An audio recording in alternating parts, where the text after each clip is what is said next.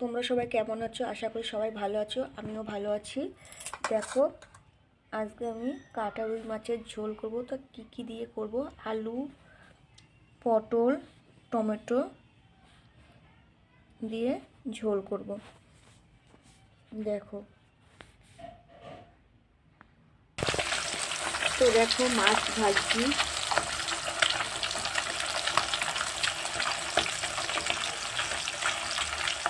মাছের ঝোল করার জন্য তেজপাতা দিলাম, জিরে ফোড়ন দিলাম, টমেটো দিলাম।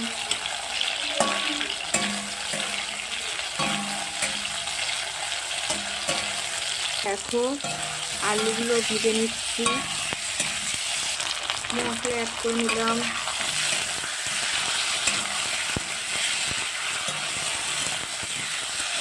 ফাইনালি আমার মাছের ঝোল হয়ে গেছে।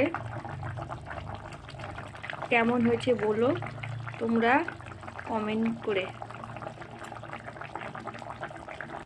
তো দেখো, মাছের ঝোল আমার হয়ে গেছে।